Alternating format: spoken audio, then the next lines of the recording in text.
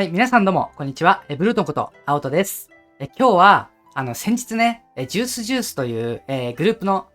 夏ツアーに参戦してきたんですけれども、そこでね、グループ結成10周年を記念したベストセレクションアルバムが、発表されたということで、今回はね、ちょっとそのアルバムについて、語っていこうかなと思います。内容なんだけど、既存曲のね、再収録ありということでね、今のファンにとってはね、本当に嬉しいニュースなんじゃないかなと思います。じゃあ早速ね、どんな、内容かっていうのを、ちょっとね、楽曲とかも含めて、見ていこうかなと思います。まずなんだけど、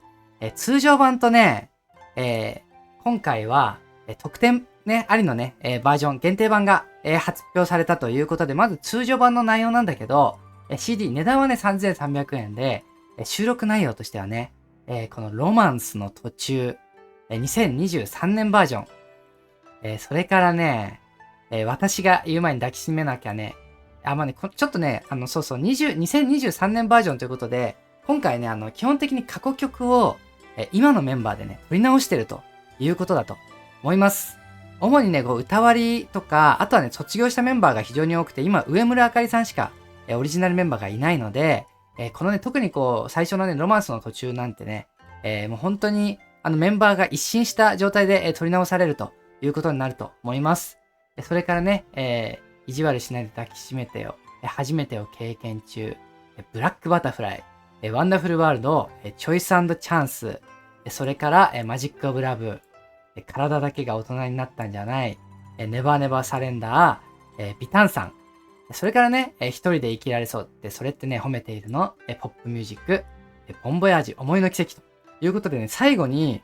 新曲が入ってくるということで、それ以外はね、全部撮り直しというアルバムになってるかなと思います。ベストセレクションということでね、なんとなくね、内容としてはベストアルバムとはまたちょっと違う感じになってるなと思いました。そこも結構面白い、選曲も含めて面白いなと思ったんだけど、じゃあね、ちょっとまず細かく語る前に内容をね、見ていこうと思うんだけど、その他だと、初回生産限定版というものがあって、ここにね、2023年の2月28日にね、武道館で行われた、ヌーベルバーグ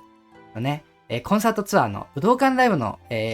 ブルーレイがね、収録されるということでね、ファン的になんだけど、このね、ヌーベルバーグ、マジでいいライブだったので、円盤で別で出してくれるかなとかちょっと期待してたんだけど、まさかのね、今回、アルバムの特典についてくるということで、めちゃめちゃ豪華な特典だなと、個人的には思いますね。やっぱりね、これが振り替えアルバム、振り替え公演になっていて、本当はね、去年の年末にやっていたはずの公演が、振り替えで2月になったということもあって、その後のね、武道館公演が、その3ヶ月後に行われたっていうのもあって、結構スパンが短めっていうのもあって、円盤はね、おそらく、この後ね、5月の公演が円盤化されて、それに伴って今回のね、この日本武道館公演が、円盤としてではなくて、このね、アルバムについてくるということになったのかなと、個人的には思いました。これもね、本当に嬉しいなと、思うんだけど、いや、本当にね、今回、このアルバム出るにあたって、やっぱりね、過去曲が振り直されたっていうのがね、やっぱ一番今のファンにとっては嬉しいことかなと思うんだよね。ジューストーリーっていう言葉の意味なんだけど、ヒストリーとかね、ファクトリー、拳ファクトリーとね、かけたりしてるのかなとか思ったんだけど、どうもね、ジュースとヒストリーで、ジューストーリーということみたいで、なんでジューストーリーじゃなくて、ジューストーリーっていう名前のアルバムになってるみたいなんだけどね、その名前の通り、過去のね、10年間の歴史を紡いでいくようなアルバムになってるのかなと思います。個人的な感想なんだけどね、本当に楽曲のクオリティが、とにかく、高いなと、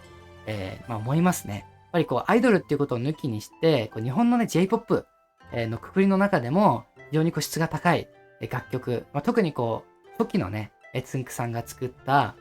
ロマンスの途中とか、意地悪しないで抱きしめてよとかね、あとマジックオブラブとかね、もう本当に、最高傑作と言ってもね、いいぐらい、クオリティが、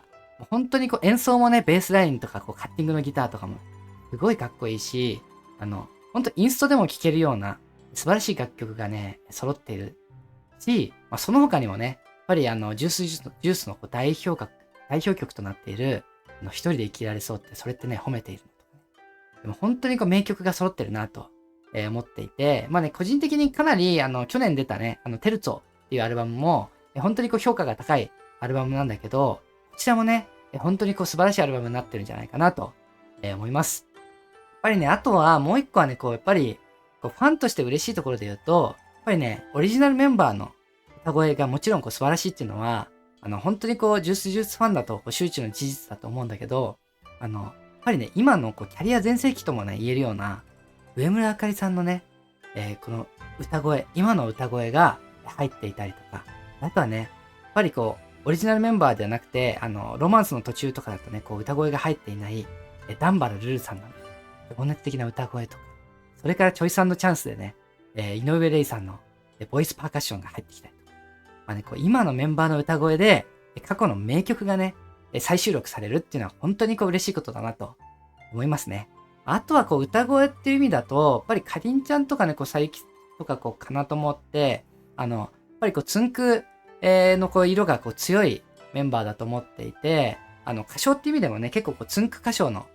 強いこうメンバー、個性が強いメンバーだなと思うんだけど、結構ね、こう最近のジュースだと、こう歌声がね、結構こう地面っていうよりはこうカラッとしてるような歌声のメンバーがこう増えているっていうのもあって、結構ね、よりこう万人がこう聞きやすい、歌声の楽曲になってるんじゃないかなと、個人的には結構予測してるところだったりします。というのでね、どっちもね、それぞれこう異なった魅力があると思うので、いつの時代もこうジュースも最高っていうのがね、改めて思えるようなこう出来になってるんじゃないかなと、期待してます。あとはね、結構収録がこう意外だった楽曲としては、やっぱりね、シングル曲が中心ということで、ロマンスの、ね、途中とかね、意地悪しないで抱きしめてよとかが入ってくるのは、当然ね、予想通りといえばベストセレクションで当然入るだろうという予想をしてたんだけど、やっぱりね、意外だったのは、最近のライブでね、全然やらないブラックバタフライが入っていたということでね、ここは本当にこう今のメンバーでの歌唱がどうなるのか、結構ね、すごい気になったりしました。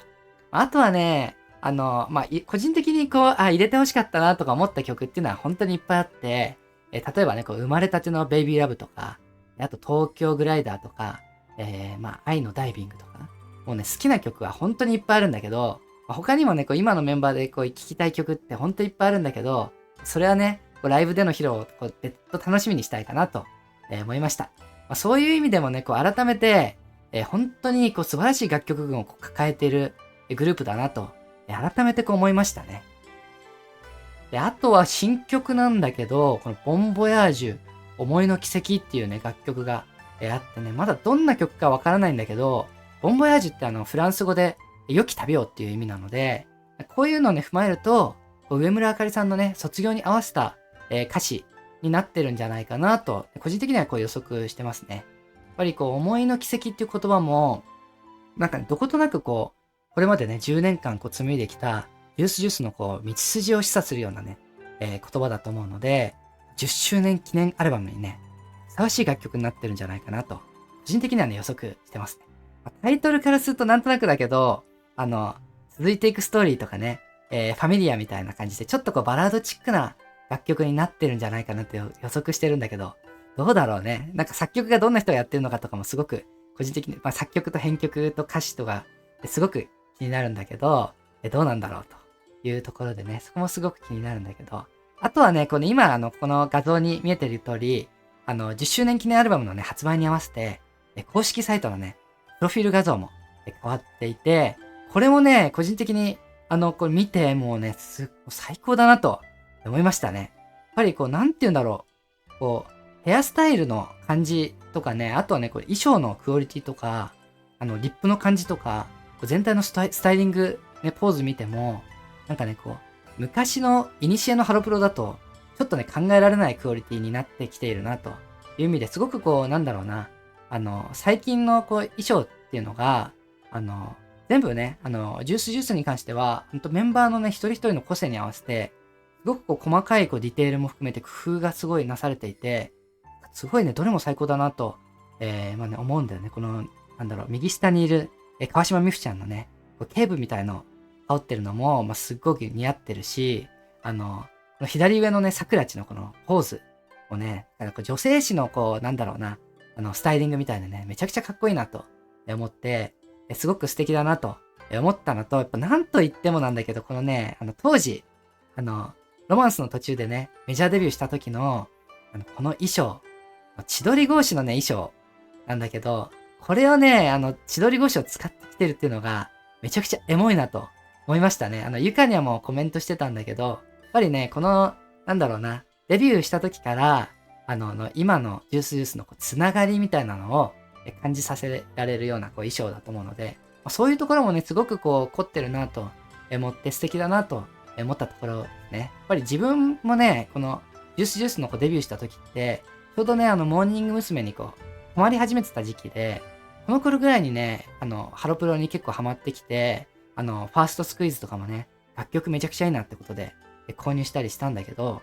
その当時の記憶とかもこう一緒にこう蘇ってきたりして、なんかね、あとはこう、改めてね、この当時のアーシャとかを見ると、この色合いとかね、生地感っていうのは、当時の雰囲気をこう、もちろん引き継いでるんだけど、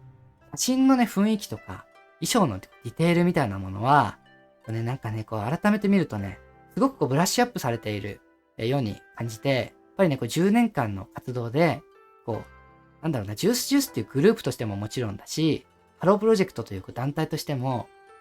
こう、積み重ねてきたものっていうのを、改めてこうね、感じさせられた、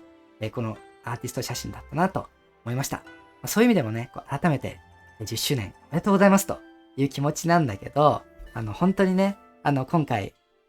まあ、ロッキンの件もそうだし、ティフの件もそうだし、このね、10周年記念アルバムの件もそうだし、本当に嬉しいニュースが続いてるグループだなと、まあ、その宮崎ゆかさんの結婚ももちろんそうなんだけど、本当にね、嬉しいニュースが、最近は続いているグループだなと思っていて、追いかけていてね、本当にこう幸せな気分になって、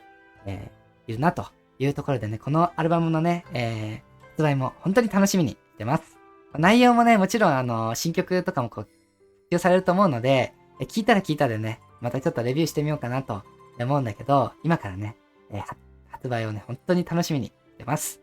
はい。で、ちょっとね、みんなのこう感想とかも楽しみにしているので、もしよければ、ジュースファンの人、あるいはこうハロプロのファンの人もコメントとかいただければなと思いますので、よろしくお願いします。じゃあ今回はこんなところで、ブルトンでした。バイバーイ。